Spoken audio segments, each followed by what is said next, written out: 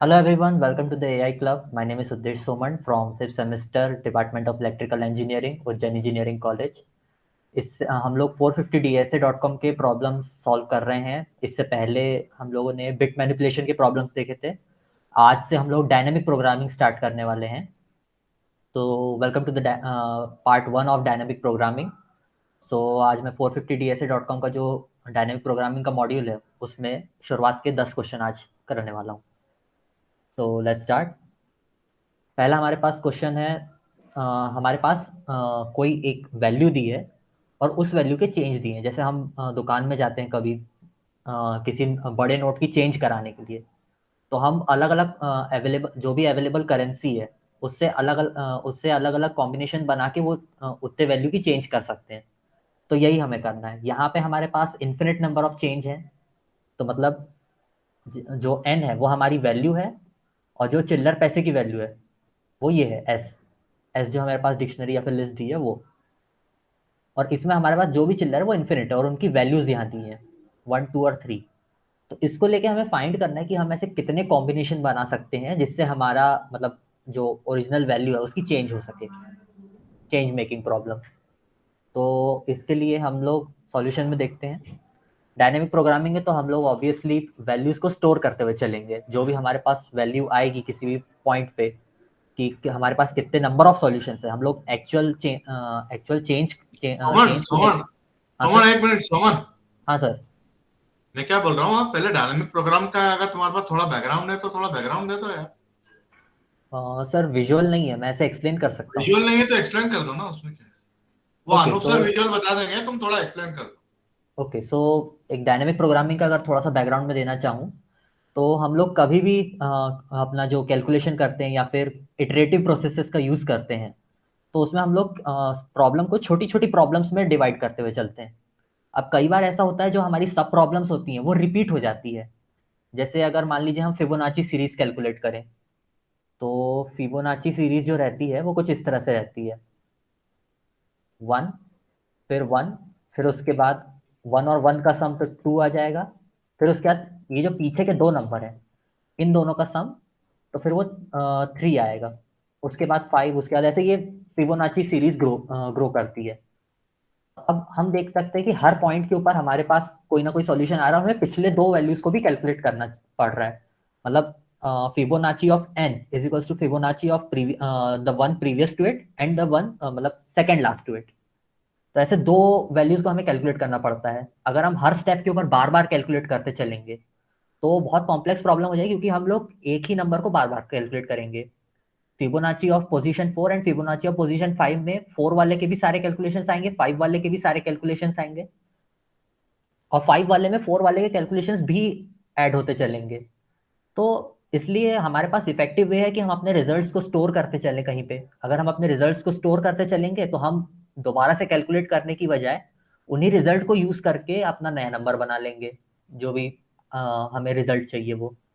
तो dynamic programming का idea यही है कि हमें जो प्रीवियस रिजल्ट है या फिर प्रीवियस आंसर आ रहा है उसको हम स्टोर करते हुए चल रहे हैं, और जो भी हम नया ग्रोथ कर रहे हैं उसमें हम प्रीवियस रिजल्ट्स का यूज कर रहे हैं, दोबारा से कैलकुलेट नहीं कर रहे हैं।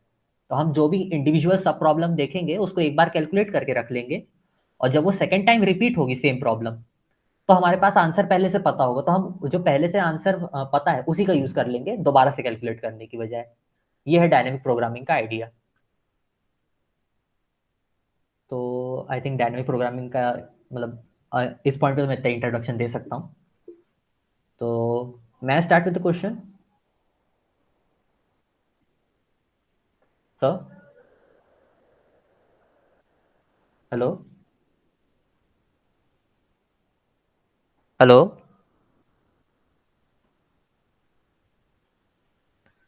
मेरी आवाज़ आ रही है ना? हाँ, आवाज़ आ रही है। ओके, तो मैं क्वेश्चन से स्टार्ट कर दूँ अब। कर दो, कर दो। ओके। सो पहला क्वेश्चन, जैसे मैं एक बार फिर से बता देता हूँ। हमारे पास कोई एक वैल्यू है, जैसे हम स्टोर में कभी जाते हैं तो हम किसी बड़े नोट की चेंज करा लेते हैं, तो जो भी हमारे पास अवेलेबल करेंसी रहती है उसके किसी ना किसी कॉम्बिनेशन से हम वो बड़े नोट की वैल्यू को बनाते हैं। तो वही हमें यहाँ पे करना है। तो जो भी हमारे पास बड़ी वैल्यू है वो दी है, और इसकी हमें चेंज बनानी है। तो चेंज बनाने के लिए अवेलेबल करेंसी वैल्यूज जो है वो भी हमारे पास दी है ये एस वाले एरे में। और ये हमारे पास इन्फिनिट करेंसी अवेलेबल है, मतलब हम कितनी भी बार रिपीटेशन कर सकते हैं इनके कॉम्बिनेशन बनाते समय। तो अब हमें पता करना है कि टोटल ऐसे कितने कॉम्बिनेशन हम बना सकते हैं ताकि हमें हमारे पास चेंज हो सकता है। हमें टोटल नंबर ऑफ कॉम्बिनेशंस को पता करना है। तो यहाँ जो एग्जाम्पल प्रॉब्लम है उसमें देख सकते हैं हमें n इक्वल्स टू 4 है। 4 के लिए हमारे पास अवेलेबल करेंसीज है 1, 2 एंड 3। तो हम लोग ये 4 सॉल्यूशंस बना सकते हैं। सारे 1 यूज कर लीजिए, 2 1 और 1 2 यूज कर लीजिए, दो 2 को यूज कर लीजिए, या फिर 1 और 3 को यूज कर लीजिए। चारों का मतलब सम जो आ रहा है वो 4 ही आ रहा है। और ऐसे हमारे पास टोटल 4 कॉम्बिनेशन हो रहे हैं। एक कॉम्बिनेशन, ये दूसरा कॉम्बिनेशन, ये तीसरा कॉम्बिनेशन और ये चौथा कॉम्बिनेशन। तो टोटल हमारे पास 4 कॉम्बिनेशन है, तो हमारा आउटपुट 4 आएगा। ऐसे ही एक और एग्जांपल दिया है n इक्वल्स टू 10 के लिए अवेलेबल करेंसीज है 2 5 3 6। तो ये हमारे पास 5 पॉसिबल सॉल्यूशंस है यहाँ पे। तो इस तरह से हमें फाइंड आउट करना है कि हम कितने पॉसिबल सॉल्यूशंस बना सकते हैं। तो उसके लिए हमारे पास ये फंक्शन आता है। फंक्शन में हम लोग पास करेंगे अपना एरे, चेंज कितनी है हमारे पास, इस एरे में हमारे पास कितनी टोटल नंबर ऑफ चेंजेस हैं वो, तो लेंथ ऑफ एरे पास हो जाएगा। और हमें किस वैल्यू की चेंज बनानी है, एन जो भी जिस भी वैल्यू की हमें चेंज बनानी वो एन हम पास करेंगे। इनको पास करते तो अब हमें, क्योंकि डायनामिक प्रोग्रामिंग है तो हमें कहीं ना कहीं तो वैल्यू स्टोर करके रखनी है। तो वैल्यू स्टोर हम किस तरह से करेंगे, तो हम लोग एक 2D मैट्रिक्स बना रहे हैं, 2 डायमेंशनल मैट्रिक्स। और 2 डायमेंशनल मैट्रिक्स में अभी हम लोग बेस केस 0 रख रहे हैं। तो बेस केस 0 में लिस्ट कॉम्प्रिहेंशन का यूज करके हम लोगों ने यहाँ 2D मैट्रिक्स बना दिया है। तो 2D matrix x in range m। तो हमारे पास जितने भी अवेलेबल वैल्यूज हैं वो हो जाएंगी हमारे कॉलम्स, और एक्स इन रेंज n+1। तो ये हो जाएंगी हमारी नंबर ऑफ रोज। तो जो भी क्योंकि हमें एक एक्स्ट्रा सेल की जरूरत पड़ती है, हम n वैल्यू को निगलेक्ट नहीं कर सकते, रेंज जो है वो n वैल्यू को निगलेक्ट कर देगा, इसलिए n+1 का यूज किया है। तो ये हमारे पास मैट्रिक्स मिल जाती है। ये मैट्रिक्स हमें जब मिल जाती है तो पहले तो एक सॉल्यूशन जो जीरो केस है, और zero value, zero base case है, उसके लिए टेबल को 1 से इनिशिएट कर दिया। 1 मतलब हम मान के चल रहे हैं कि एटलीस्ट एक तो सॉल्यूशन होगा, हम इस सेल को यूज नहीं करेंगे, बस इसको मतलब इनिशिएट करने के लिए यूज किया है। तो हमारे पास रो को फिक्स कर दिया 0, जीरोथ रो की जितने भी कॉलम्स हैं उनको हमने 1 कर दिया। क्यों? क्योंकि हम जीरो वैल्यू नहीं कर रहे हैं एन की। ये यहाँ पे जो हमारे रोज हैं, रोज एन की रेंज में चल रही हैं। तो हमारे पास जीरो वैल्यू तो कभी होगी नहीं। जीरो वैल्यू नहीं होगी तो फिर जीरो वैल्यू के लिए एक सॉल्यूशन है कि आप किसी को भी यूज ना करें, मतलब कोई भी अवेलेबल वैल्यू को यूज ना करें। तो वो एक सॉल्यूशन तो बन ही जाता है जीरो वैल्यू के लिए। तो zero, if n equals to zero then we have 1 solution. तो इस आइडिया से हमने इसको इनिशिएट कर दिया। तो कॉलम 1 के हमारे जितने हैं वो जीरोस हो गए, सॉरी, रो 1 के जितने कॉलम्स हैं वो सब 1 हो गए हैं। अब हम इस टेबल को भरना चालू करेंगे। तो हमने बची हुई रोज के ऊपर लगाया और सारे कॉलम्स के ऊपर। तो हम लोग क्या काउंट कर रहे हैं, पिछला जो सेल है, इससे पिछले सेल में हमारे पास जितनी वैल्यू आई थी उस वैल्यू से हमें एक आगे सॉल्यूशन अपडेट करना है। तो टेबल इफ कंडीशन है कि अगर ये कंडीशन सेटिस्फाई होती है, एस में हमारे करेंसी वैल्यूज है आई माइनस एस जे, मतलब क्योंकि अगर हम उस पर्टिकुलर रो पे हैं तो हमें उसी रो की वैल्यू बनानी है। अगर मान लीजिए हम रो नंबर 3 पे चल रहे हैं तो हमारे पास 3 रुपीज है, 3 रुपीज की ही वैल्यू हम जोड़ सकते हैं। तो अगर आई माइनस एस जे, आई माइनस एस जे में हमारे मतलब जो भी सिलेक्टेड नंबर ऑफ करेंसी रहेगी, अगर मान लीजिए वो करेंसी को माइनस करने के ऊपर जीरो आ जाता है, मतलब आप मतलब उस पर्टिकुलर चेंज से उस वैल्यू को सेटिस्फाई कर रहे हैं, वैल्यू सेटिस्फाई हो रही है, तो हम इस सॉल्यूशन को डालेंगे। ये सॉल्यूशन क्या करेगा, पिछले वाले सेल में जितने भी सॉल्यूशंस अभी हमारे बने होंगे, अगर हम बेस केस ले तो ऑलरेडी पिछले सेल हमारा जीरो रहेगा, मतलब उसमें हमारे पास रहेंगे 1 सॉल्यूशन। 1 सॉल्यूशन है, 1 सॉल्यूशन में +1 कर देगा, 1 सॉल्यूशन की वैल्यू को इधर कॉपी कर देगा। तो ये हो जाएगी 1 + 1 2। हमारे पास अभी 2 पॉसिबल सॉल्यूशन आ गए। एल्स 0, अगर मान लीजिए कि उससे कोई अपडेट नहीं हो रहा है या फिर उससे हमारी वैल्यू सेटिस्फाई नहीं हो रही है उस पर्टिकुलर रो की, रो का जो भी इंडेक्स है वो सेटिस्फाई नहीं हो रहा, तो एल्स 0। फिर वाई के ऊपर आते हैं। क्या मान लीजिए अगर हम इंक्लूड कर रहे थे अभी एसजे को, मतलब जो भी करेंसी हम उसको इंक्लूड करके देख रहे थे क्या उससे वैल्यू बड़ी हो रही है, नहीं हो रही है, तो क्या उसको हटाने से हमें कोई सॉल्यूशन मिलता है? तो वो हमने स्टेप में कर लिया, जे इज ग्रेटर देन और इक्वल टू 1। जे अगर 1 से बड़ा आ रहा है, मतलब हम पहले रो से आगे तो बढ़ रहे हैं ना, कोई ना कोई सॉल्यूशन में ग्रो तो हो रहा है, तो क्या उसको डालने से हो रहा है? अगर हो रहा है तो हम एक सॉल्यूशन ऐड कर देते हैं, तो पिछले इंडेक्स की वैल्यू में वो जुड़ जाएगा, अदरवाइज 0। और एक्स और वाई में एक एक सॉल्यू हमें मिल जाता है कि हमें एक्सक्लूड करके कोई सॉल्यूशन मिल रहा है क्या, या फिर इंक्लूड करके कोई सॉल्यूशन मिल रहा है क्या। तो उससे हमें एक्स एंड वाई की वैल्यू मिल जाती है। एक्स एंड वाई की वैल्यू को हम ऐड कर देंगे तो हमारे पास टोटल नंबर ऑफ सॉल्यूशंस आ जाते हैं। टोटल नंबर ऑफ सॉल्यूशंस उस पर्टिकुलर इंडेक्स में हम कॉपी कर दे रहे हैं। अब ऐसा करते करते जो हमारे हमारे पास बीच के सॉल्यूशंस, इंटरमीडिएट सॉल्यूशंस की हमें कोई उतनी ज़रूरत नहीं है। इंटरमीडिएट सॉल्यूशन हम क्यों स्टोर करते चल रहे हैं, ताकि हम हमारा जो फाइनल सॉल्यूशन है उसके लिए हम कैलकुलेट कर सकें। तो फाइनल सॉल्यूशन में वैल्यू ग्रो होते होते फाइनल जो हमारा इंडेक्स आता है, टेबल एन और m-1, इस पोजीशन पे हमारे पास हमारे total number of solutions add होके पहुंच जाएंगे। तो उसको हमने रिटर्न कर दिया। तो ये जब पूरा लूप चल के हो जाएगा, तो nth इंडेक्स और m-1th इंडेक्स, उस पॉइंट पे हमें हमारा total number of required solutions मिल जाएगा। तो ये सेम अप्रोच हम बाकी के क्वेश्चंस में भी लगाने वाले हैं। तो अगर किसी को अभी जो मैंने अप्रोच बताई है उसमें अगर कोई डाउट है, या फिर किस तरह से ये काम कर रहा है सॉल्यूशन कैलकुलेट करने वाला लॉजिक, अगर उसमें किसी को डाउट है तो आप पूछ लीजिए, क्योंकि आगे के भी क्वेश्चंस में सेम चीज़ का यूज़ होने वाला है। बस given the type of question हम थोड़े थोड़े बहुत चेंजेस करेंगे, अदरवाइज लॉजिक तो यही रहेगा। तो अगर किसी को मीर कोई भाई डाउट समझ में आया?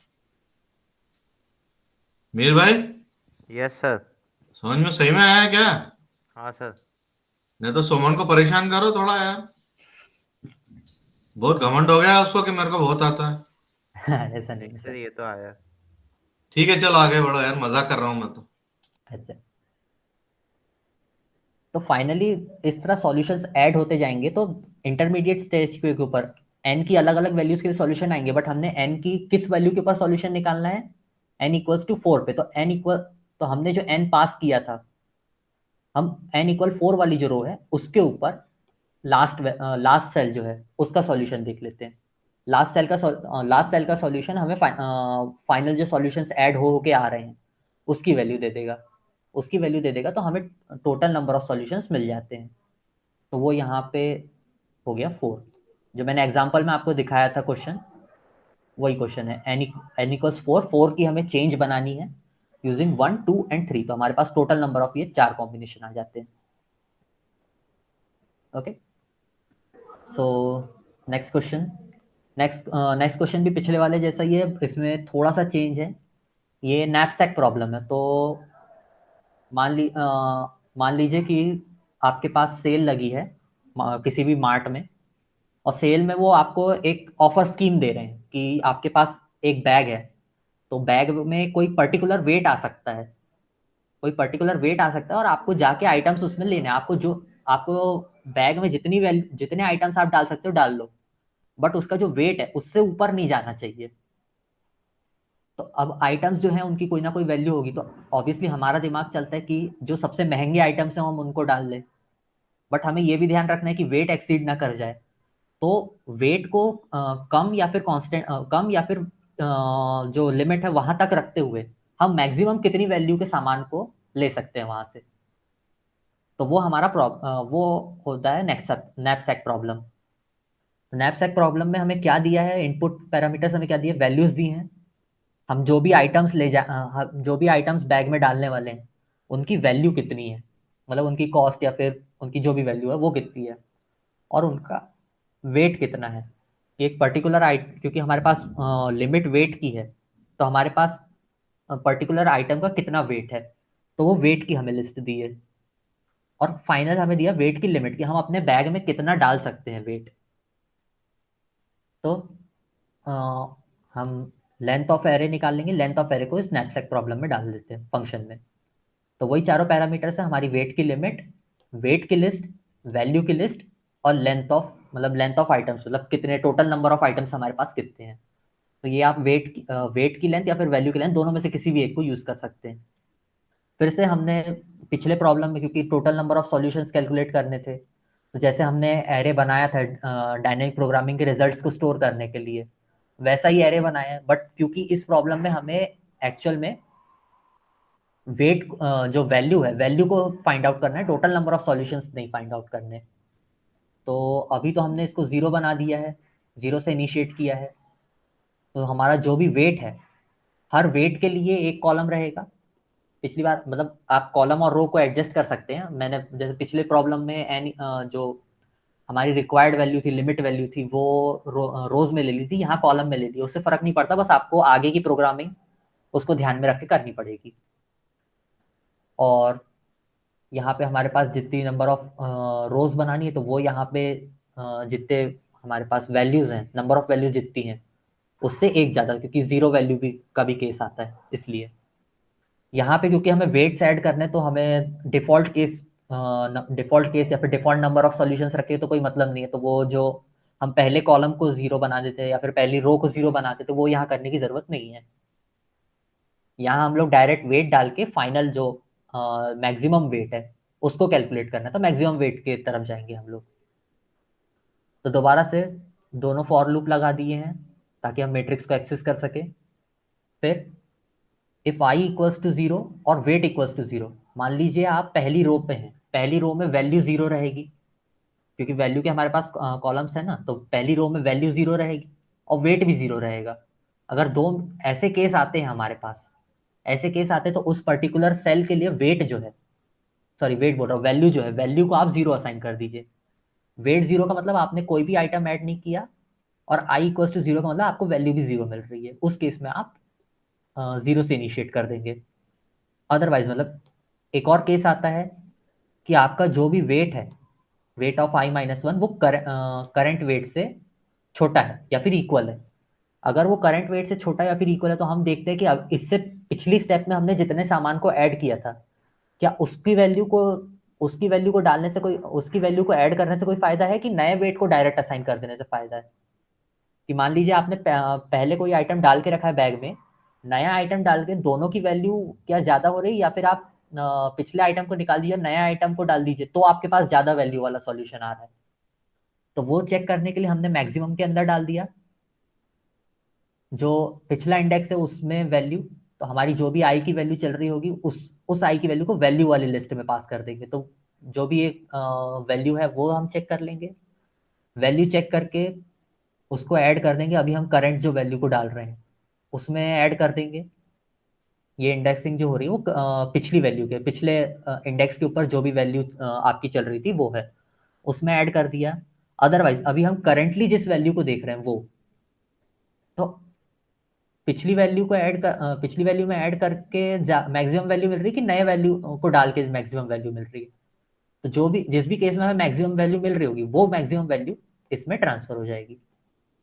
अदरवाइज अगर मान लीजिए कि अभी तक के आपने कोई आइटम नहीं डाला है, अगर या फिर आप उस पर्टिकुलर स्टेज के ऊपर आप कोई आइटम ऐड कर ही नहीं रहे हैं, क्योंकि ये तो एक्चुअली बहुत बड़ा लिस्ट है, लेकिन आपके पास तीन ही आइटम है, और आप मतलब आइटम्स और उनके वेट तो लिमिटेड है, बट आपका जो मैट्रिक्स बन रहा है वो बहुत बड़े साइज का बन रहा है। तो मान लीजिए किसी पर्टिकुलर केस के ऊपर आप ऐड नहीं कर रहे या फिर सब्ट्रैक्ट नहीं कर रहे किसी आइटम को, तो उस केस में हम क्या कर देंगे, नॉर्मल जो भी वेट है उसके पिछले वाले सेल का, वही वैल्यू कॉपी कर दें। मतलब अभी इस स्टेप में हमने कोई वेट ऐड नहीं किया, तो जो पिछला वाला वैल्यू चल रही थी उसी को ट्रांसफर कर दिया एट द एंड। क्योंकि हमें पता है ऐसे ऐड होते होते हमारे पास जो फाइनल आखिरी सेल पड़ता है उसमें सारी वैल्यूज ऐड हो जाएंगी, जो फाइनल हमारा सॉल्यूशन है उसकी वैल्यूज ऐड हो जाएंगी। तो हमने फाइनल वाले सेल को रिटर्न कर दिया, फाइनल वाले सेल को रिटर्न कर दिया, तो हमें आंसर मिल गया। तो इस पर्टिकुलर प्रॉब्लम, ये जो यहाँ पे पैरामीटर्स पास किए हैं उसके लिए 220 हमारे पास सॉल्यूशन आ रहा है। अब वो एक्चुअली आपको अगर थोड़ा और उसके डिटेल में जाना है या फिर और अच्छे से समझना है, तो आप इसी एल्गोरिदम को पेन पेपर के ऊपर भी आप वर्कआउट कर सकते हैं। वो मतलब यहाँ बताने के हिसाब से बहुत बड़ा हो जाएगा, इसलिए मैंने नहीं किया, बट आप उसको पेन पेपर के ऊपर कर सकते हैं, तो आपको ज़्यादा इजीली समझ में आ जाएगा वो। फिर नेक्स्ट क्वेश्चन है, given two integers n and r, find NCR, तो हम जो कॉम्बिनेशंस निकालते हैं, मैथ्स में होता है कॉम्बिनेशंस, तो एनसीआर मतलब एन वैल्यूज में से आर वैल्यूज का कॉम्बिनेशन निकालना है। जैसे मान लीजिए आपके क्लास में 10 बच्चे हैं, तो आप 4 बच्चों के कितने कॉम्बिनेशन निकाल सकते हैं, तो वो उसकी वैल्यू एनसीआर के फॉर्मूले से मिलती है। तो ये सी का फॉर्मूला मतलब कॉम्बिनेशन वैल्यू को निकालने का फॉर्मूला है। तो C of n value n elements और उसके लिए के एलिमेंट्स का कॉम्बिनेशन निकालना है, तो n factorial divided by n minus k factorial multiplied by k factorial. तो इसमें एक पास्कल्स ट्रायंगल वाला भी कॉन्सेप्ट रहता है, बट पास्कल ट्रायंगल वाला कॉन्सेप्ट 2 डायमेंशनल स्टोरेज पे जाता है, प्लस समझने भी थोड़ा कॉम्प्लिकेटेड है। बट क्योंकि हम डायनेमिक प्रोग्रामिंग के थ्रू फैक्टोरियल को भी कैलकुलेट कर सकते हैं, तो हमारे पास इजी सॉल्यूशन ये रहता है कि हम सिंगल डायमेंशनल सॉल्यूशन एरे बनाएं, उसमें फैक्टोरियल्स की वैल्यू को स्टोर करते चलें। हम 1 से n तक के फैक्टोरियल निकाल लेंगे और उन फैक्टोरियल्स को यूज करके हम लोग जो फॉर्मूला रहता है बेसिक फॉर्मूला रहता है कॉम्बिनेशंस का, उसमें लगा देंगे। तो ये फैक्टोरियल फाइंड करने की मेथड आप अच्छे से देख लीजिए, क्योंकि आने वाले और 2 क्वेश्चंस में ये यूज होगी। तो हमने फैक्टोरियल इनिशिएट कर दिया 0 for i in range n+1, n+1 क्योंकि हमें n का फैक्टोरियल भी ऐड करना है, इसलिए n+1 तक के किया। फैक्टोरियल ऑफ 1 0 होता है, फैक्टोरियल ऑफ 0 1 होता है, और फैक्टोरियल ऑफ 1 भी 1 होता है। तो फैक्टोरियल ऑफ 0 को तो 1 असाइन कर दिया। उसके बाद फैक्टोरियल आप एक तरीका ये कर सकते हैं कि आप हर वैल्यू के लिए फैक्टोरियल कैलकुलेट करें कि 2 factorial is equals to 2 into 1, फिर 3 factorial is equal 3 into 2 into 1, फिर 4 factorial is equals to 4 into 3 into 2 into 1। But आप यहाँ पे एक पैटर्न रिकॉग्नाइज करेंगे कि फैक्टोरियल वैल्यू रिपीट करती है। if we have n factorial, then we can write it as n multiplied by n minus 1 factorial। तो अगर हम n minus 1 factorial की वैल्यूज को स्टोर करते चलते, तो सिर्फ उसको n से मल्टीप्लाई करके हम डायरेक्ट फैक्टोरियल निकाल सकते हैं। तो इस केस में भी हम यही करेंगे। फैक्टोरियल 0 की वैल्यू हम ऑलरेडी असाइन कर चुके थे, तो 1 to n+1 के लिए चला दे रहे हैं बाकी का लूप, और उसमें i multiplied by factorial i-1। तो ये हमारे पास पिछली जो फैक्टोरियल की कैलकुलेटेड वैल्यू है, उसी में हमें सिर्फ नया इंडेक्स को मल्टीप्लाई करना है, तो हमें उस पर्टिकुलर इंडेक्स का फैक्टोरियल वैल्यू मिल जाएगी। अब हमारे पास फैक्टोरियल ये इस पर्टिकुलर क्वेश्चन में हमने फैक्टोरियल वैल्यू को डायनेमिक प्रोग्रामिंग के थ्रू निकाला है, कॉम्बिनेशन को नहीं निकाला है, फैक्टोरियल को डायनेमिक प्रोग्रामिंग के थ्रू निकाला है। फैक्टोरियल निकल के तो हम फैक्टोरियल को डायरेक्ट फॉर्मूला में लगा देते हैं। तो हम फैक्टोरियल की क्योंकि हमारे पास लिस्ट बन चुकी है, तो हमने डायरेक्ट ये जो फॉर्मूला ऊपर बताया था उसी फॉर्मूले को यहाँ लिख दिया, इसी फॉर्मूले को कैलकुलेट कर लिया, तो फिर हमारे पास फैक्टोरियल की वैल्यू आ जाती है, मतलब सॉरी कॉम्बिनेशन की वैल्यू आ जाती है। तो आपको तो सिर्फ यहाँ पे मतलब n और k की वैल्यूज को पास करना है, तो आपके पास कॉम्बिनेशन कोएफिशिएंट निकल आता है। तो 10c2 की वैल्यू 45 होगी। 10c2 मतलब 10 factorial divided by 2 factorial into 8 factorial, 8 factorial से ऊपर का कट जाएगा, तो 10 into 9 divided by 2 is equals to 45। ये आपके पास आंसर आ जाएगा। वैसे ही अगर आपको परम्यूटेशन फाइंड करना है, तो परम्यूटेशन का भी फॉर्मूला फैक्टोरियल पे बेस्ड रहता है, n factorial divided bye n minus k factorial, ये परम्यूटेशन का फॉर्मूला है। तो अगेन मैंने जो ऊपर क्वेश्चन में बताया उसी तरीके से हमने फैक्टोरियल्स को कैलकुलेट किया। फैक्टोरियल्स को कैलकुलेट करने के बाद हम डायरेक्ट फॉर्मूला लगा के वैल्यू रिटर्न कर देते हैं परम्यूटेशन का। तो 10p2 की वैल्यू 90 आ जाती है। फिर find the nth Catalan number. तो कैटलन नंबर्स एक्चुअल में नेचर में अलग अलग चीज़ों में मिलने वाला एक सीक्वेंस कह सकते हैं, वो होता है। तो Catalan number specific type of number रहते, तो आपको अलग अलग प्रॉब्लम्स पे कैटलन नंबर के यूज़ मिल सकते हैं। जैसे आप एक पर्टिकुलर एग्जांपल मुझे जो याद है वो है कि आपके पास सर्कल है, किसी भी सर्कल में आपके पास पॉइंट्स दिए हैं, उन पॉइंट्स से आप नॉन इंटरसेक्टिंग कॉर्ड्स कितनी बना सकते हैं किसी सर्कल में, तो वो आपको कैटलन नंबर के थ्रू आंसर मिल जाएगा। तो कैटलन नंबर अभी मतलब ऐसे तो समझने डिफिकल्ट है, आप उसका डायरेक्ट फॉर्मूला देख सकते हैं। तो कैटलन नंबर का फॉर्मूला भी फैक्टोरियल का यूज़ करता है, फैक्टोरियल वैल्यूज का यूज़ करके हम कैटलन नंबर भी फाइंड कर सकते हैं। तो सिंपल हमने फैक्टोरियल वापस से कैलकुलेट कर लिया। यहाँ पे हमें 2n+1 के लिए कैलकुलेट करना है, क्योंकि हमें यहाँ 2n के फैक्टोरियल तक चाहिए रहता है। तो 2n+1 की रेंज में हमने डाला, मतलब हमारे पास फाइनल वैल्यू जो है वो 2nth नंबर जो है उसका फैक्टोरियल मिल जाएगा। तो 2n तक के बस आपको इधर फैक्टोरियल की रेंज चलानी है, बाकी वापस से हमने 2n तक के फैक्टोरियल कैलकुलेट किया। फैक्टोरियल कैलकुलेट करके उसको कैटलिन नंबर के फॉर्मूले में लगा दिया। तो ये ऊपर जो 2n factorial divided bye n+1 factorial into n factorial, इसी फॉर्मूले में रख दिया तो हमारे पास वैल्यू आ जाती कैटलिन नंबर की। तो कैटलिन फोर्थ कैटलिन नंबर, अब zero first second fourth Catalan number जो है उसकी वैल्यू 14 आएगी।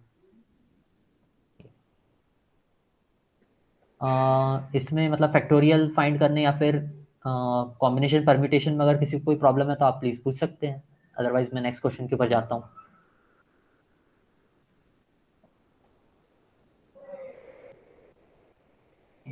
ओके, सो मतलब एंड में आप पूछ सकते हैं, मैं नेक्स्ट पे जा रहा हूँ। अब हमारे पास अगला क्वेश्चन है, given a sequence of matrices find the most efficient way to multiply these matrices together.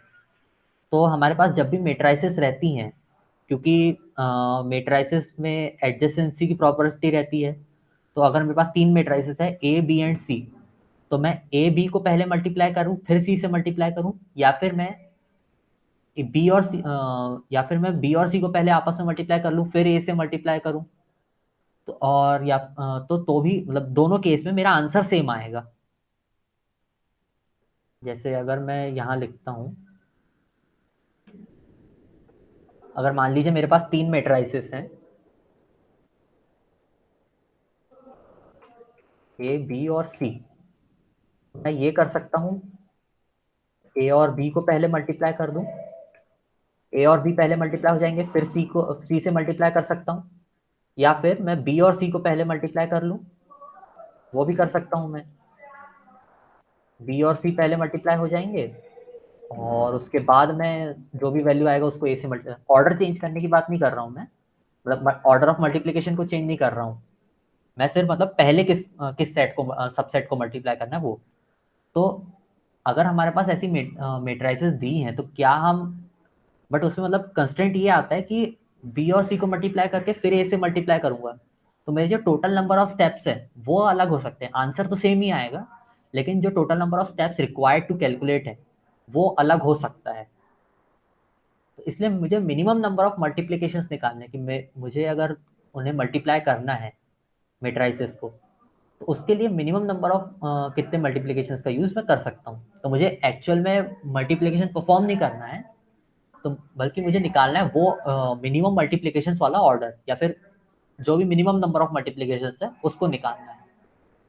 तो यहाँ पे हमारे पास दिया है एरे, तो एरे में वैल्यूज दी हैं कि आपके पास कितने नंबर ऑफ मेट्राइसेस हैं, मेट्राइसेस की आईडीज दी हैं, वो उनके ऑर्डर ऑलरेडी सेट है, वो और उनकी लेंथ दी है।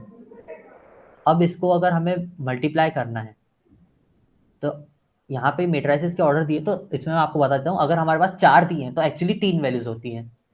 तो हमारे पास होती है 1x2 की एक मैट्रिक्स, 2x3 की एक मैट्रिक्स, 3x4 की एक मैट्रिक्स।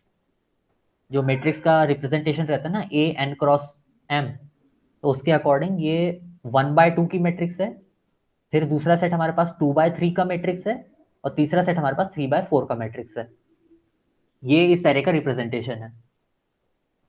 तो अब हमें टोटल नंबर ऑफ स्टेप्स कितनी लगी, तो हमारे पास मेट्राइसिस का साइज तो आ चुका है, तो हमने यहाँ पे इंपोर्ट सिस्टम, क्योंकि हमें एक्चुअली इन्फिनिटी की ज़रूरत पड़ेगी यहाँ पे, और डायनेमिक प्रोग्रामिंग का एक एरे बना दिया है डायनेमिक प्रोग्रामिंग रिजल्ट को स्टोर करने के लिए। तो मतलब अभी हम जो इनिशिएट कर रहे हैं वो -1 से इनिशिएट कर, इन रेंज 100 और जे इन रेंज 100। अभी हमने मतलब इसको मान के चला कि हमारा मैक्सिमम साइज जो है वो 100 में ही आएगा। तो 100/100 का हमने एक ब्लैंक मैट्रिक्स बना दिया है। फिर हम यहाँ पे पास करते हैं आई की वैल्यू, जे की वैल्यू। आई मतलब हमारे जो भी इंडेक्स चलाने पड़ेंगे हम, उसके लिए हमने आई और जे और एक रिकर्सिव फंक्शन है मैट्रिक्स चेन, इसको हम लोग चलाएंगे। तो हमारी जो भी मैट्रिक्स है, जो भी हमारे पास एरे है, एरे को हमने इसमें पास कर दिया, ये एरे पास हो गया। आई और जे की इंडेक्सिंग हो गई है, आई और जे की इंडेक्सिंग को भी पास कर दिया। अब इसके ऊपर आते हैं फंक्शन के ऊपर। तो अगर आई इक्वल्स टू जे है, आई इक्वल्स टू जे अगर हमारे पास कंडीशन आती तो हमें रिटर्न जीरो करना है, क्योंकि उस केस में मैट्रिक्स मल्टीप्लिकेशन से हमें कोई भी वैल्यू ऐड नहीं होगी, मतलब वो पर्टिकुलर मैट्रिक्स मल्टीप्लिकेशन पॉसिबल नहीं होगा, तो वो स्टेप कंसिडर नहीं होगी। तो उस केस में हमें रिटर्न जीरो कर देना है। ये रिटर्न जीरो मतलब इसके लिए नहीं आएगा, मतलब स्टार्टिंग में ही नहीं आएगा ये, मतलब आखिरी के किसी केस में आएगा, क्योंकि हम यहाँ रिकर्सिवली इसको कॉल कर रहे हैं। यहाँ पे हम बार बार सेम फंक्शन को कॉल करेंगे खुद के ही अंदर, तो ये रिकर्जन का यूज करेंगे हम यहाँ पे। फिर अगर किसी पर्टिकुलर इसका इंडेक्स -1 है, अगर -1 नहीं है तो आप उसकी वैल्यू को ही रिटर्न कर दीजिए, तो वो ऐड हो जाएगी। -1 नहीं, क्योंकि हम उसको चेंज करते चलेंगे। तो अगर मान लीजिए किसी हम सेल के ऊपर जा रहे हैं जिसकी जो कि ऑलरेडी -1 नहीं है, -1 नहीं है का मतलब उसके ऊपर हम कोई ना कोई ऑपरेशन कर चुके हैं। अभी हम चेक कर चुके हैं कि वहां तक के मल्टीप्लाई करने पे टोटल नंबर ऑफ मल्टीप्लीकेशन हमारे कितने हो रहे हैं, वो हम ऑलरेडी कर चुके हैं। तो वो रिजल्ट को रिटर्न कर देगा, वही रिजल्ट हम आगे आने वाली स्टेप्स के साथ ऐड करते चलेंगे। फिर उसको इनिशियली मैक्स साइज के ऊपर कर दिया है, जो जो भी हमारा तभी सेल चलेगा उसको इनिशियली मैक्स साइज के ऊपर कर दिया है। और फिर के इन रेंज आई टू जे, आई से जे तक की रेंज के लिए हम इसका रिकर्जन करेंगे। तो रिकर्जन किस तरह से करेंगे, जो भी हमारा करंट एलिमेंट है उसमें हम मिनिमम वैल्यूज असाइन करते हैं। मिनिमम वैल्यूज किसकी, सिस्टम मैक्स साइज है इन्फिनिटी, तो वो इन्फिनिटी सिर्फ इसलिए कि अगर मान लीजिए आपका रिजल्ट बहुत ज़्यादा बढ़ जाता है, बहुत ओवरशूट हो जाता है, तो उस केस में इन्फिनिटी डलेगा और कोई एम्बिगियस रिजल्ट नहीं डलेगा। तो वो अदरवाइज जो आपका करंट स्टेज है, आई को कांस्टेंट रख के हम जे को वेरी करते जा रहे हैं, ठीक है, या फिर जे को कांस्टेंट रख के आई के इंडेक्स को वेरी करते जा रहे हैं। वो आई मतलब पिछले मैट्रिक्स का ऑर्डर और जे मतलब नेक्स्ट मैट्रिक्स का ऑर्डर, तो उसको हम वेरी करते जा रहे हैं। क्या उसको वेरी करने से हमें कोई जो जो भी हमारे स्टेप्स जुड़ते जाएंगे, जो भी मल्टीप्लिकेशन के स्टेप्स जुड़ते जाएंगे वो ऐड हो रहे हैं यहाँ पे। मतलब किसी भी एक पर्टिकुलर मैट्रिक्स मल्टीप्लिकेशन में जितनी वैल्यूज आएंगी वो, और उसमें पी आई -1, पी के और पी जे, उन तीनों को मल्टीप्लाई करके ऐड किया है। तो किसी भी पर्टिकुलर स्टेज में कितने हैं वो ऐड हो जाएंगे, और नेक्स्ट इटरेशन में कितने आ रहे हैं, ये मतलब इस करंट स्टेज में कितने मल्टीप्लिकेशन करने पड़ रहे हैं हमें, उसकी वैल्यू है। तो हमारा मैट्रिक्स का जो भी ऑर्डर रहेगा उससे हम निकाल सकते हैं। तो पी आई -1, पी के और पी जे, ये हमारा करंट करंट जिस भी ऑर्डर ऑफ मैट्रिक्स को मल्टीप्लाई कर रहे हैं उसके टोटल नंबर ऑफ मल्टीप्लिकेशंस आ रहे हैं। ये होगा टोटल नंबर ऑफ मल्टीप्लिकेशंस। आने वाली हमने दो पॉसिबल स्टेप्स बनाई है, अगर हम आई को कांस्टेंट रख के जे को वेरी कराएं या फिर जे को कांस्टेंट रख के आई को वेरी कराएं, तो उससे हमें नेक्स्ट कितने मल्टीप्लिकेशन मिलेंगे उसमें ऐड कर दे रहे हैं। तो उसमें ऐड करके हमारे पास जो भी मिनिमम वैल्यू आएगी, अभी करंटली जो डी आई जे की वैल्यू चल रही वो, और इस सब से जो भी वैल्यू आती है वो, उसमें जो भी मिनिमम वैल्यू आएगी वो जुड़ती जाएगी, वो जुड़ती जाएगी। हम फाइनली लास्ट लास्ट जो भी हमारा सेल है उसको रिटर्न कर दे रहे हैं, लास्ट सेल रिटर्न होगा। क्योंकि हमने यहाँ पे बना तो 100/100 का रखा है, लेकिन हमारा जो लास्ट सेल होगा वो आई और जे रहेगा। आई और जे की हमने लिमिट सेट करके रखी है, तो आई और जे इंक्रीमेंट हो के जाएंगे। आई और जे फाइनल वैसे नहीं रहेंगे। आई और जे रिटर्न आई और जे जो है वो हर स्टेप में इंक्रीमेंट होते जाएंगे। तो फाइनल जो आई और जे की मैक्सिमम वैल्यूज कहाँ तक जा सकती है, जो भी आपके मैट्रिक्स का ऑर्डर है, जो भी मतलब सबसे बड़े मैट्रिक्स का जो भी ऑर्डर है वहां तक जा सकती है। तो आपको जो भी वैल्यू यहाँ पे मिलेगी वो वैल्यू रिटर्न, तो वो वैल्यू पिछले इसमें भी रिटर्न हो सकती है। तो फाइनली आपका कैलकुलेट होगी जो लास्ट रिटर्न कॉल बनेगा, लास्ट रिटर्न कॉल मतलब आपके फाइनल आंसर, यहाँ पे जो रिटर्न आएगा वो हो जाएगा आपका total number of multiplications required, मतलब total number of minimum minimum multiplications required. तो मिनिमम मल्टीप्लिकेशंस रिक्वायर्ड आपके कैलकुलेट हो जाएंगे, वो यहाँ आता है 18, इस पर्टिकुलर प्रॉब्लम के लिए 18। So I move to the next question. हमारे पास दो स्ट्रिंग्स दी है एस और टी। अब हमें मिनिमम नंबर ऑफ ऑपरेशंस के थ्रू, हमारे पास लिमिटेड नंबर ऑफ, हमारे हम ऐसा कौन सा एस को टी में कन्वर्ट करना है, तो हम मिनिमम पॉसिबल ऑपरेशंस क्या कर सकते हैं। मिनिमम नंबर ऑफ ऑपरेशंस में हमें एस को टी में कन्वर्ट करना है। हमारे पास पॉसिबल ऑपरेशंस क्या है कि हम स्ट्रिंग में कोई कैरेक्टर को इंसर्ट करें। अगर स्ट्रिंग में कैरेक्टर इंसर्ट करने से कोई सॉल्यूशन मिलता है तो ठीक, अदरवाइज हम स्ट्रिंग से कोई कैरेक्टर को रिमूव करें। अगर कोई कैरेक्टर को रिमूव करने से मिलता है तो ठीक, या फिर हम किसी एक कैरेक्टर को रिप्लेस कर दें। तो तीनों में से कोई भी एक अगर होता है तो उसको वन ऑपरेशन गिना जाएगा। और ऐसे टोटल कितने ऑपरेशंस लगेंगे, कोई भी ऑपरेशन हो सकता है, बट ऐसे टोटल कितने ऑपरेशन लगेंगे मिनिमम नंबर, ताकि हम एस को टी में कन्वर्ट कर सकें। तो यहाँ पे मैंने अपना ही नाम ले लिया है, उद्देश्य सोबन। तो यहाँ पे ये किस तरह से काम करेगा, ये एक्चुअली लास्ट से चेक करेगा। एच को एन को चेक किया, ये दोनों अलग है तो आपको रिप्लेस करना पड़ेगा। एस और ए को चेक किया, अलग है, रिप्लेस करना पड़ेगा। ई और एम को चेक किया, अलग है, रिप्लेस होंगे। डी ओ अलग है, रिप्लेस होंगे। डी एस अलग है, रिप्लेस होंगे। और यहाँ पे आपको एस में से यू को हटाना पड़ेगा, क्योंकि मतलब उद्देश्य जो है वो 6 लेटर का वर्ड है और सोमन जो है वो 5 लेटर का वर्ड है। तो अगर आपको उद्देश्य को सोमन में कन्वर्ट करना है तो आपको एक कैरेक्टर रिमूव करना है। एक कैरेक्टर रिमूव करेंगे तो उसका एक ऑपरेशन जुड़ जाता है। ऐसे टोटल नंबर ऑफ 6 ऑपरेशन लग रहे हैं। तो ये minimum number of operation required to convert s into t. तो वो किस तरह से हम कैलकुलेट करेंगे यहाँ पे, ये पर्टिकुलर केस पूरा मतलब रिप्लेसिंग का हो गया। हो सकता है आप स्ट्रिंग में इंसर्ट करके भी कर सकते हैं, या फिर स्ट्रिंग में रिमूव करके भी कर सकते हैं। तो वापस से हमने डायनेमिक प्रोग्रामिंग का एरे बनाया, जो भी हमारी स्ट्रिंग की लेंथ थी। स्ट्रिंग की लेंथ है एम और एन, तो उसकी रेंज में हमने बनाया डायनेमिक प्रोग्रामिंग का एरे। अब हम इसको भरना चालू करते हैं। तो इफ आई इक्वल्स टू 0, अगर हम फर्स्ट इंडेक्स पे हैं, मतलब 0th इंडेक्स के ऊपर हैं, आई हमारे कॉलम चल रहे हैं, तो आई इक्वल्स टू अगर 0 है, तो जे जे की जो भी वैल्यू होगी वो हमारे मिनिमम नंबर ऑफ ऑपरेशंस हो जाएंगे। अगर मान लीजिए जे की वैल्यू 0 है, तो आई जो है वो हमारे मिनिमम नंबर ऑफ ऑपरेशंस हो जाएंगे। तो वो हम एरे में अपडेट करते चल रहे हैं। अदरवाइज हम स्ट्रिंग को भी चेक करते चलेंगे। अगर हम स्ट्रिंग को चेक कर रहे हैं तो स्ट्रिंग में ये चेक करेंगे कि लास्ट, हम पीछे से चेक करना चालू कर रहे हैं तो लास्ट एलिमेंट सेम है क्या। अगर लास्ट एलिमेंट सेम नहीं, अगर लास्ट एलिमेंट सेम है तो ठीक है। अगर लास्ट एलिमेंट सेम है तो हम सेम वैल्यू को कॉपी कर दे रहे हैं।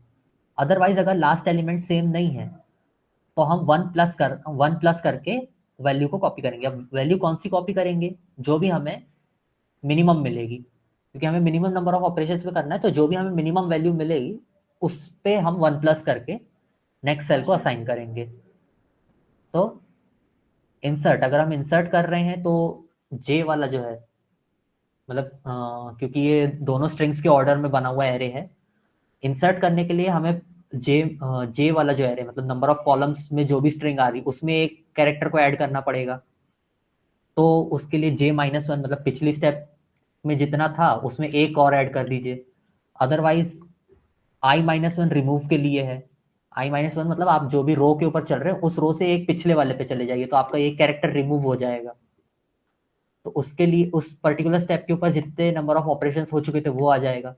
अदरवाइज आपको रिप्लेस करना है तो आपको आई और जे दोनों को ही हटाना पड़ेगा, तो वो रिप्लेस की केस आ जाएगी।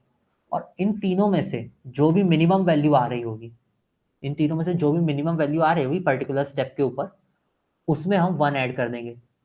वन ऐड कब कर रहे हैं, जब लास्ट कैरेक्टर डिफरेंट है, मतलब हम जो भी पीछे से जो भी कैरेक्टर देखते चल रहे हैं अगर वो डिफरेंट है तो हमें वन ऐड करके, क्योंकि हम इनमें से कोई ना कोई एक स्टेप तो कर रहे होंगे, तो वो वन ऐड हो जाएगा। वन ऐड होके जो भी आपका करंट सेल है उसमें असाइन हो जाएगा। तो आपके पास जो total number of operation required है वो एक से बढ़ जाएगा। तो ये पूरा लूप चलेगा। पूरा लूप जो है आपका चलेगा कब तक, आपको फर्स्ट स्ट्रिंग को सेकंड में कन्वर्ट करना है। तो सेकंड की जो भी लेंथ है वहां तक के हम चला रहे हैं इसको। तो आपका जो भी है वो कब रिपीट हो के आपके पास वैल्यू आ जाएगी। अदरवाइज अगर आपके पास लास्ट में क्या होता है कि हाँ आई इक्वल्स टू जीरो या फिर जे इक्वल्स टू जीरो, ये केस आपके पास लास्ट में आता है जब आप कोई एक स्ट्रिंग पहले खत्म होगी और दूसरी स्ट्रिंग बची है। अभी कोई एक स्ट्रिंग खत्म हो गई और दूसरी स्ट्रिंग बची, तो उस केस में क्या करेंगे, तो वो बची हुई जितनी स्ट्रिंग है उतनी पूरी ऐड या फिर रिमूव कर देंगे। ऐड या फिर रिमूव करने के लिए केस के लिए पूरा का पूरा आई असाइन कर दो या पूरा का पूरा जे असाइन कर दो, तो वो हमारे पास केस पड़ता है। Okay, next question. आपके पास एक एरे है एन साइज का, आपको चेक करना है कि क्या हम इसका पार्टीशन कर सकते हैं इस तरीके से कि जो दोनों पार्टीशंस है उनका सम इक्वल रहे। तो हमारे पास ये एग्जांपल है 3 1 1 2 2 1। तो क्या हम इसको ऐसे किसी तरीके से पार्टीशन कर सकते हैं कि पार्टीशन होने के बाद दोनों सेल में वैल्यू सेम रहे। तो उसके लिए हमें यहाँ पे ट्रू और फॉल्स में ही देखना है। हमें मतलब एक्चुअल पार्टीशन नहीं निकालना है, हमें सिर्फ देखना है कि ऐसा हो सकता है कि नहीं। तो फाइंड पार्टीशन का एरे बनाया हमने, अभी सम को इनिशिएट करके रखा है 0, आई और जे की वैल्यूज को 0 करके रखा है। फिर हमारा जो भी एरे है वो और उस एरे की लेंथ को हम इसमें एज इन मतलब इनपुट पैरामीटर्स पास कर रहे हैं।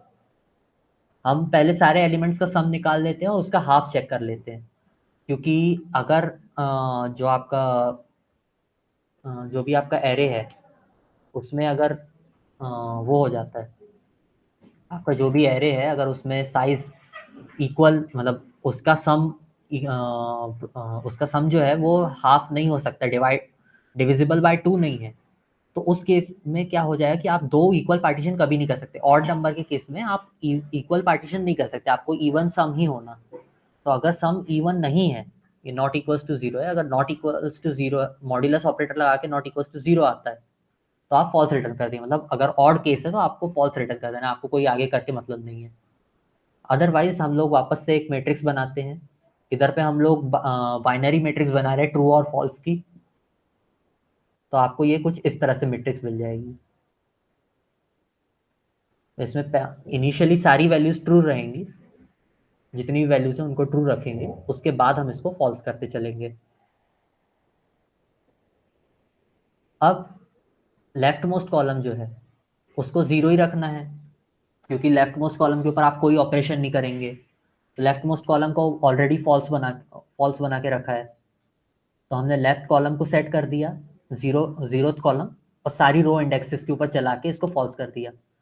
1 से लेके सम डिवाइडेड बाय 2 + 1, मतलब हम इसी रेंज में बनाएंगे, हमें ज़्यादा बड़ा एरे बनाने की जरूरत नहीं है। सम डिवाइडेड बाय 2 + 1 इतना हमारे लिए सफिशियंट है। अब इस टेबल को भी भरना चालू करेंगे। इसको भरने का यही लॉजिक है कि आप अ, जो भी आपका इंडेक्स है उसके बाद पिछले इसकी वैल्यू कॉपी कीजिए, और पिछले इसकी वैल्यू कॉपी करने के बाद अगर मान लीजिए i is greater than array of j-1, तो आई क्योंकि वो कोई भी इंडेक्स की वैल्यू होगी, अगर मान लीजिए वो एरे में आपके पास जो भी वैल्यू आ रही है, एरे में जो भी वैल्यू आ रही है उससे बड़ा निकलता है, तो हम लोग इस स्टेप के ऊपर आएंगे कि हमें इसी को रखना है। अगर ये होता है तो हम इसको रखेंगे आई आई और जे, और गेट मतलब हमारे पास अगर दोनों में से कोई भी एक ट्रू रहा, हम पार्टीशन के टाइप चेक कर रहे हैं, या तो जो एग्जिस्टिंग पार्टीशन है उसी को चेक कर लीजिए। अदरवाइज जो अगर हम किसी और तरीके से पार्टीशन कर रहे हैं, तो एरे ऑफ j-1 का जो भी इंडेक्स आएगा वो एरे ऑफ j-1 का जो भी इंडेक्स आएगा उसको आई से सब्ट्रैक्ट कर लिया, उससे हमें जो भी इंडेक्स मिल रहा है वो इंडेक्स, तो वो आपका मतलब ये पहला इंडेक्स हो जाता है, इतना पूरा वैल्यू आपकी पहली इंडेक्स हो जाती है। और j-1 पिछले सेल की वैल्यू, तो सॉरी पिछले कॉलम की वैल्यू, तो आपको इससे जो भी इस पूरे कोऑर्डिनेट से जो भी वैल्यू मिलेगी वो, और आपका जो करंट वैल्यू है वो, तो वो अगर आपको दोनों में से कोई भी एक कॉम्बिनेशन मिला के ट्रू वैल्यू मिल जाती है, तो मतलब आपका पार्टीशन पॉसिबल है, तो इसकी भी वैल्यू ट्रू हो जाएगी। ऐसा अपडेट करते हुए चलेगा, बट क्योंकि आप पार्टीशन में एक एक वैल्यू को ऐड करते चल रहे हैं, जैसे आपका एक एक कॉम्बिनेशन बनता है उसको आप ऐड करते चल रहे हैं। तो आपको यहाँ पे बीच की वैल्यू से कोई मतलब नहीं है, आपको ये लास्ट वैल्यू जो ट्रू है इससे मतलब है। तो लास्ट सेल में आपकी जो भी वैल्यू आएगी उसको आपको प्रिंट कराना है। तो हम क्या रिटर्न कर दें, रिटर्न सम डिवाइडेड बाय 2 और nth कॉलम। तो इससे हमें क्या मिल जाएगा कि अगर पार्टीशन ट्रू आता है तो यहाँ पे आते आते और ये वाली पर्टिकुलर स्टेप में वो और गेट के थ्रू ट्रू होता जाएगा, और अगर ट्रू होते जाता है तो ऑब्वियस सी बात है यहाँ रिटर्न भी हमें ट्रू मिल जाएगा। फाइनल सेल से वैल्यू, फाइनल सेल से वैल्यू हमें ट्रू मिल जाती है तो हाँ हमारा पार्टीशन पॉसिबल है। अगर फाइनल सेल में फॉल्स वैल्यू आती है तो पार्टीशन पॉसिबल नहीं है। जैसे मैं एक बार इसको हटा के देखता हूँ। अब इसका सम जो है वो हो जाएगा इवन, तो यहाँ पे हमारे पास रिटर्न फॉल्स आना चाहिए and not be divided into two subset of equal सम। तो अगर हम इसको फॉल्स कर दें तो वो जो पूरा एरे बनेगा वो फॉल्स का बनेगा।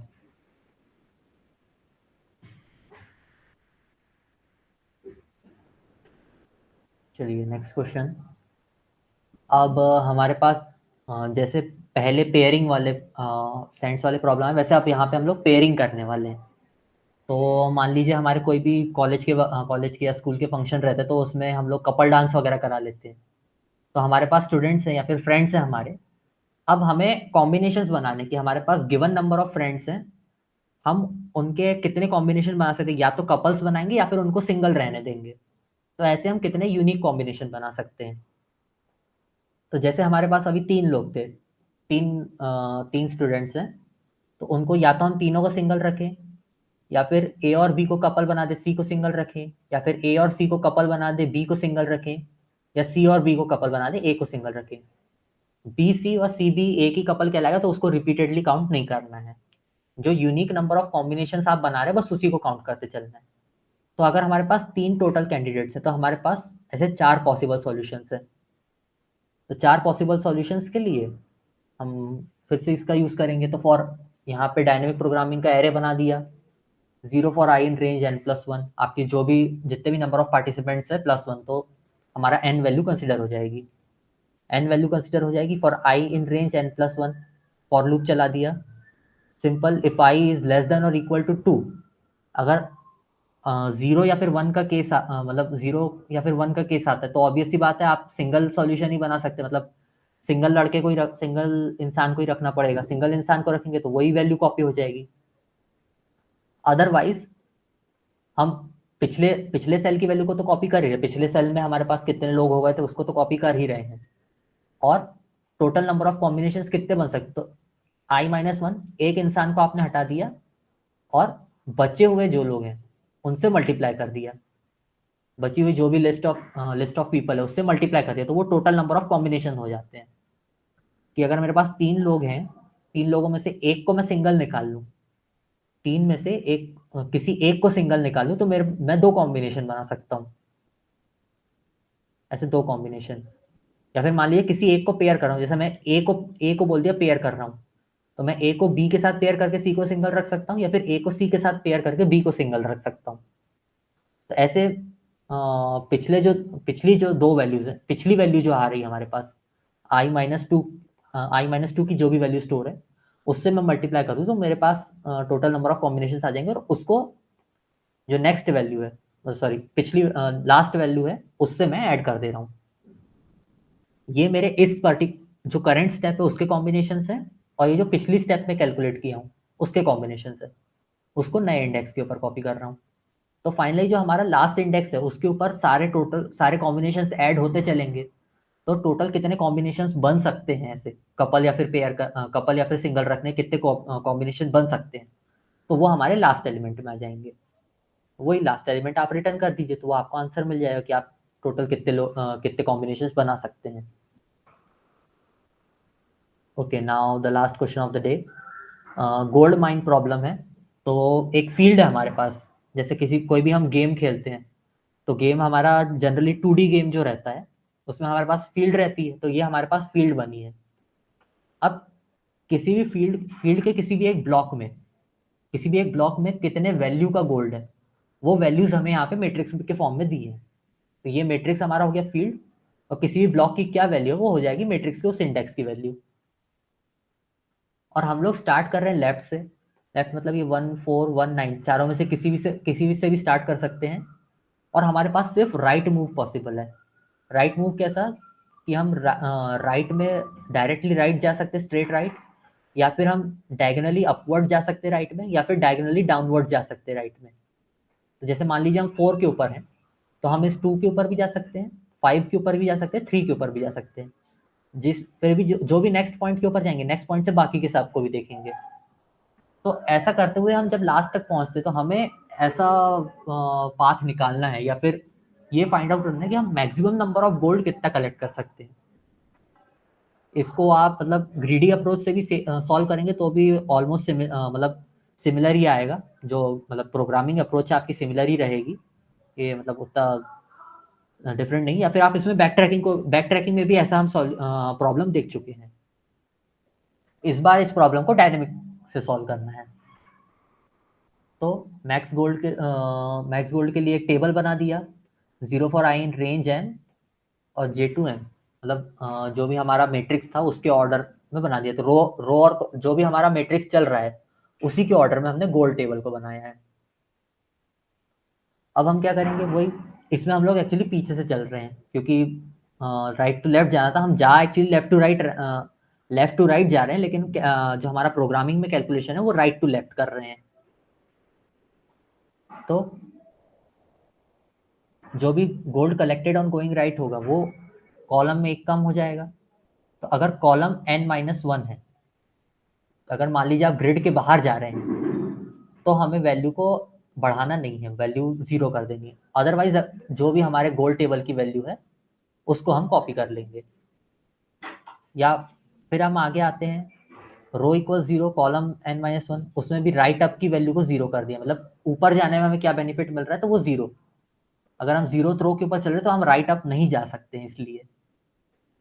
तो अदरवाइज आप राइट अप में जो भी वैल्यू पॉसिबल है उसको कैलकुलेट कर दीजिए। ये एक्चुअली बनाया लेफ्ट के लिए है, बट जहाँ हम राइट रहे हैं। फिर रो और कॉलम को डाउन के लिए चेक कर लिया। नीचे अगर मान लीजिए आप लास्ट रो लास्ट कॉलम पे है तो आप डाउन नहीं जा सकते, राइट डाउन नहीं जा सकते, राइट डाउन की वैल्यू 0। फिर अदरवाइज गोल्ड टेबल में से आप राइट डाउन की वैल्यू को कैलकुलेट कर लीजिए। अब ये तो हो गया। इसके बाद हमने तीनों वैल्यूज कैलकुलेट कर दी कि राइट जाने में, राइट अप जाने में, या फिर राइट डाउन जाने में हमें कितनी वैल्यूज पड़ रही हैं। उसके बाद हम फाइंड कर रहे हैं कि जो पर्टिकुलर रो कॉलम है, हम राइट या फिर राइट डाउन या फिर राइट अप जाने में कितनी वैल्यूज पड़ रही हैं। तो अभी हम करेंटली जिस भी रो के ऊपर हैं उसकी वैल्यू तो ऐड होगी, हम जिस भी सेल के ऊपर हैं उसकी वैल्यू ऐड होगी, और उस सेल से राइट अप या राइट डाउन जाने में जिसमें भी मैक्सिमम वैल्यू आ रही होगी, क्योंकि हमें मैक्सिमम फाइंड करना है, तो मैक्सिमम जिस किसी में भी आ रही होगी उस मैक्सिमम वैल्यू को हम ऐड कर देंगे। तो वो हमारे गोल्ड टेबल की वैल्यू हो जाएगी।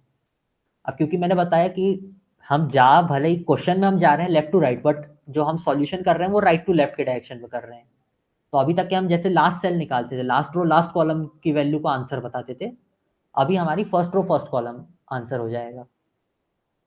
तो रेस हमने स्टोर कर दिया, फर्स्ट रो फर्स्ट कॉलम, और for i in range 1 to m इसमें चला है रेस में सारे, मतलब उसके वैल्यू स्टोर कर दिए। जो भी मैक्सिमम रहेगा उसको अपडेट कर दिया। तो जो भी आप मतलब आप हो सकता है किसी पर्टिकुलर रो से चालू ना करें, मतलब 4 2 9 6 आप चारों में से किसी भी रो को सिलेक्ट कर सकते। तो हर केस में आपका सम अलग आएगा, हर केस में सम अलग आएगा। तो उसमें से जो भी मैक्सिमम सम बन रहा होगा उस मैक्सिमम सम की वैल्यू गोल्ड टेबल के आयथ रो और 0th कॉलम, मतलब ये जो 1 4 1 9 गोल्ड वाला एरे नहीं, गोल्ड टेबल वाला एरे, उसमें स्टोर हो जाएगी। उसमें स्टोर हो जाएगी तो जो भी मैक्सिमम वैल्यू है हम उसको ले लेंगे, मैक्सिमम वैल्यू को लेकर रिटर्न कर देंगे।